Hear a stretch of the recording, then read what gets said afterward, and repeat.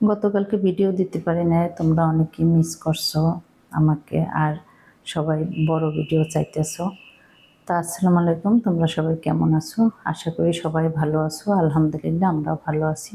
তোমাদের সাথে একটু শেয়ার করলাম আমাদের জানলার বাইরের ভিউটা, যে রোদ পড়লে কেমন লাগে, সকালবেলা কেমন লাগে, হালকা একটু শেয়ার করলাম। তা আজকে খিচুড়ি রান্না করব ভাতের চাল দিয়া। ডাল নিছি 4-5 ধরনের।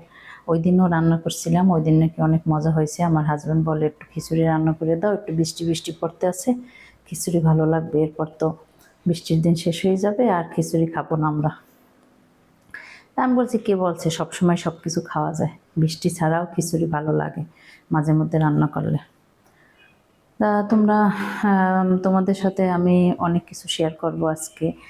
আমার সাথে থাকো, ইউনিক ইউনিক জিনিস আজকে দেখতে পারবা। আজকে রান্না ছাড়াও আমরা এক জায়গায় বেড়াতে গেছিলাম, তাও তোমাদের সাথে শেয়ার করব। তো খিচুড়িটা রান্না করতেছি। খিচুড়ি রান্না তো তোমরা সবাই জানো। আজকে না হয় রান্নার বিষয়ে কথা না বললে তোমাদের সাথে একটু কথা বলি।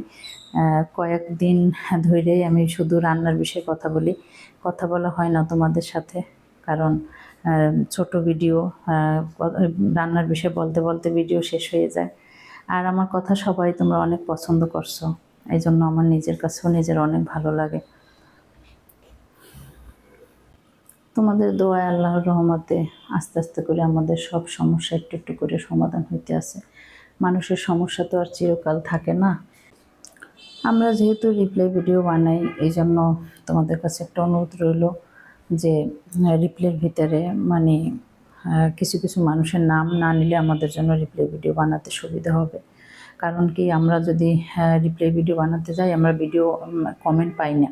কারণ সব কমেন্টের প্রায় মানে ম্যাক্সিমাম কমেন্টের ভিতরেই নাম জড়ানো, তো এই জন্য আমরা কমেন্ট খুব কম নিতেছি, তো এই জন্য তোমাদের কমেন্ট পড়তে পারতেছি না। আর যদি তোমরা মনে করো যে না, এই নাম সহই তোমরা কমেন্ট পড়ো, সমস্যা নাই, তাও করতে পারবো, আমাদের কোনো অসুবিধা নাই। তো নামটা না নিলে আর কি বেশি একটু ভালো হয়, আমাদের জন্য কমেন্ট পড়তে একটু ভালো হয়। তা আমাদের ভিডিও, আমাদের যেহেতু বউ শাশুড়ির আমরা যেহেতু ভিডিও বানাই, তো আমাদের নিয়েই জিজ্ঞেস করলে বেশি ভালো হয়। তো আমার হাজব্যান্ড একটু কাঁচা তরকারি আনছে, এই কাঁচা তরকারি কী কী আনছে তোমাদের সাথে একটু শেয়ার করলাম। এই যে কী যেন, রেহা, তারপর ধুন্দুল, কাঁচামরিচ, বেগুন, মূলা, তারপরে এই যে লেবু, এগুলো আনলো। আমি আবার একটু এগুলো রান্না করছি। এগুলো আবার বাসায় আমি আর আমার হাজব্যান্ড ছাড়া কেউই খায় না। আর একটা আপু কমেন্ট করছিল যে এতটুকু রান্না আপনারা এতগুলো মানুষ কিভাবে খান? তো আমার কিন্তু রান্নার ভিতরে বলা আছে যে ওই দিন, যেদিন আর কি বলছিলেন, কমেন্টটা করছিলেন, সেদিন আমি কচুরমুখী রান্না করছিলাম, আর সানিমের জন্য ভ্যারাইটি রাইস রান্না করছিলাম, আর মুনতাহা আমার ছেলের বউর জন্য আমি সোনালী মুরগি রান্না করছিলাম। তাহলে এটা কিন্তু বলাই যে এগুলো আমার ছোট ছেলে খায় না। আর আমার ছেলের বউ সবজি ততটা খায় না, ছেলে খায় না, ছেলের বউ অল্প একটু খায়। আর যাই সবজি রান্না করি আমরা দুইজনেই খাই। আর আমার ছেলের বউ অল্প খায়, আর ওই মাংস রান্না করলে ওরা ওইটা দিয়েই বেশিরভাগ খায়।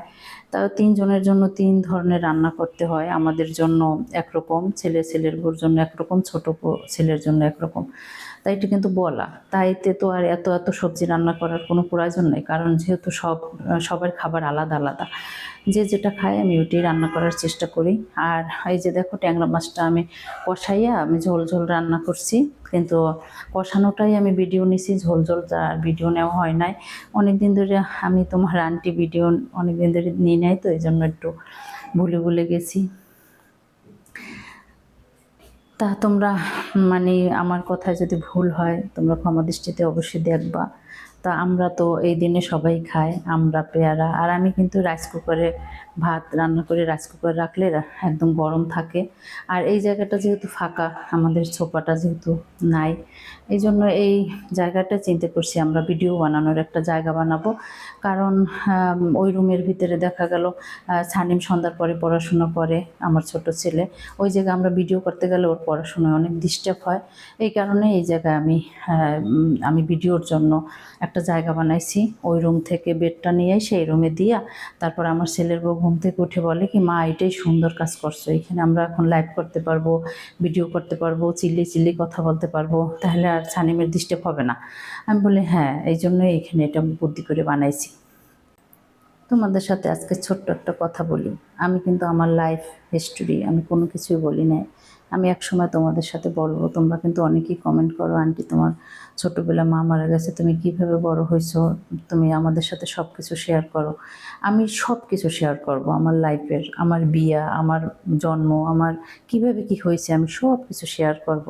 তো আজকে অল্প একটু ছোট্ট একটা কথা তোমাদের সাথে বলি। আমি পারতাম, আমার মেয়ে, আমার তিশাকে নিয়ে যখন আমার ডিভোর্স হয় তখন ওর বয়স 2.5 বছর। আমি পারতাম যে ভালো অনেক বড়লোক, অনেক টাকা আছে, বা সরকারি চাকরিজীবী, বা হ্যান্ডসাম, বা বয়স কম, এরকম দেখে আমার প্রস্তাব অনেক আসছিল। কিন্তু আমি কি আমার বাচ্চাটা নিয়ে সেই জায়গায় ভালো থাকতে পারতাম? আমি সবসময় আমার সন্তানের দিকে তাকাইছি যে ওকে নিয়ে আমি কার কাছে ভালো থাকবো। তার যদি একটু বয়স বেশি হয়, সে যদি দেখতে একটু কালো হয়, তাহলে হয়তো বা তার টাকা যদি একটু কম থাকে, তাহলে আমার বাচ্চাটা সহ সে আমাকে ভালো চোখে দেখবে, বাচ্চাটাকে ভালোবাসবে, যে আমি তো একটু, আমার তো অনেক কিছু কম আছে, তাহলে বাচ্চাটাকে ভালোবাসি, বা তার সাথে আমি বাচ্চা নিয়ে বুক ফুলেই থাকতে পারবো। আমি আমার মেয়ের দিকে তাকাই, আমার জীবনের দিকে আমি কখনোই তাকাই নাই যে ও কিভাবে ভালো থাকবে, আমার বাচ্চাটা কিভাবে ভালো থাকবে। আমি চাইলে তখন আমার বয়স কত কম ছিল, আজকে থেকে 23 বছর আগে, 22-23 বছর আগে আমার বয়স অনেক কম ছিল, আমি অনেক সুন্দর ছিলাম তখন, মাশাল্লাহ। কিন্তু আমি চাইলে অনেক ভালো জায়গায় আমি বিয়ে করতে পারতাম, আমার জীবনটা অনেক ভালো থাকতো, রাজরানীর মতো থাকতে পারতাম। কিন্তু আমি আমার জীবনের দিকে আমি কখনোই তাকাই না, আমি আমার সন্তানের দিকে তাকাইছি। আমি যেমন মায়ের ভালোবাসা পাই নাই, আমি সবসময় ওকে অনেক ভালোবাসছি। ও তো বলে না যে আমার আম্মুকে এটা দিছি, ওইটা দিছি, চুড়ি দিছি, তো ওই একটা চুড়ির ওয়েটের স্বর্ণ ওকে মনে হয় আমি 10 বার দিছি। আমি মনে হয় কতবার স্বর্ণ বানাইছি, ও এসে পরে পরে নিয়ে যাইতো, আমি কিছু বলতাম না। যখন ওর বিয়ে হয়েছে, যখন আসতো পরে নিয়ে যাইতো, আসার সময় আবার সিটি গোল্ড পরে আসতো। আবার মানে 25 দিন ওভার হয়ে গেলেও আসে পড়তো আমার কাছে। 25 দিন আমাদের টাইম ছিল দূরে থাকার, এর বেশিও আমার কাছে থাকতে পারতো না দূরে। আইসে আবার সব কিছু পড়তো, আমার গোল্ডগুলো, আম্মু এগুলো আমি পরি, তোমার সব কিছু পরো। আবারও নিয়ে যাইতো, একটা ফোন কিনতাম, ফোনের ভিতরে সব কিছু আমি সাজাইতাম, সেট করতাম। আমি তো ফোন সম্বন্ধে বুঝতাম না, ফোনটা কেন না 2-3 দিন হয়েছে কিনছি, ওই ফোনটাও নিয়ে যাইতো। তা কিছু বলতাম না। আমার একটা মেয়ে, আমি যেমন কষ্ট পাইছি ওর সব আশা পূর্ণ হবে। ও সহজেই বলতে পারে এইটা দিছি, ওইটা দিছি। আমি বলতে পারি না, কারণ আমি তো মা। যাই হোক, ওইটা নাই বললাম। আজকে আমি অজিয়াদের বাসায় আমরা বেড়াতে আসছি, আমার সোফাটা ওরা কিনছিল, এই যে সোফাটা দেখা যায়, ভালোই লাগে ওদের বাসায়, তাই না? সোফাটা থাক, আমার ভাগ্যে যা আছে তাই হবে। আরও সামনে কী আছে জানি না। এখনও সন্তানের জন্য, সংসারের জন্য আমি লড়াই করতেছি। আমি আমার জীবনের সুখের দিকে আমি কোনো দিন তাকাইনি, কোনো দিন না, আর কোনো দিন আমি তাকাবো না। তা আমার অনেক কথা, অনেক কথা, অনেক কষ্ট, এক সময় তোমাদের সাথে আস্তে আস্তে সবই শেয়ার করব। যখন আমি আবারও ভিডিওতে আসছি, আমি এবারের ভিডিও থেকে যাব না, আমি তোমাদের সাথে আস্তে আস্তে করে আমার জীবনের গল্প সবই বলবো।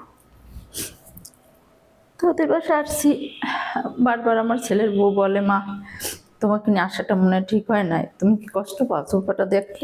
আমি বলি না, কেন কষ্ট পাও? তোমাদের কষ্ট দিতে চাই না, আমি কান্না করতে চাই না, আমি কষ্ট দিতে চাই না। আমার জীবনের গল্প আমি তোমাদের সাথে এই জন্যই বলি না, কারণ বলতে গেলে আমি শুধু কান্নাই করব। কারণ আমার ভিতর থেকে, আমার ভিতরে যা কিছু আছে এগুলো বলতে গেলে আমার কেউ শিখিয়ে দিতে হবে না, কারণ আমার সব কিছুই সাজানো আছে, একটা পর একটা পার্ট বাই পার্ট আমার রক্তের সাথে আমার কষ্টগুলো জড়িত। এই জন্য বলতে গেলে কান্না আসে, এই জন্য আমি সহজ বলি না, আমি হাসি খুশিভাবে থাকি। তা আমি ভিডিওতে আসছি, ভিডিও করি, তোমরা কিছু মনে করো না। আমার কথা অনেক ভুল হয়ে থাকলে ক্ষমা দৃষ্টিতে দেখবা। আর ওদের বাসায় গেছি, বাসাটা অনেক পরিপাটি, ওদের খুব সুন্দর সাজায়ে রাখে ও যে আর আম্মু। আর আমাদের জন্য রান্না করছে বিরিয়ানি, ডিমের পুডিং বানাইছে সানিমের জন্য। ও অনেক ভালো, আমাদের অনেক আদর আপ্যায়ন করছে, মন থাকে। আমার ছেলের বউকে আচার দিয়ে দিছে। তা বলে, আন্টি এখানে বসে লাইট করবেন আপনারা, লাইট জ্বালাই দেবো। খুব ব্যবহার ভালো, ওর মনটা অনেক বড়। আর বাসাটা খুব পরিপাটি করে রাখে, অনেক যে জায়গাটায় তাকাবো ওই জায়গাটায় ঘুষানো। তা ওর মনটা অনেক ভালো, আমাদের বিপদের পাশে দাঁড়াই অনেক হেল্প করছে আমাদের। দোয়া করি ও যেন ভালো থাকে স্বামী সন্তান নিয়ে। আল্লাহ হাফেজ।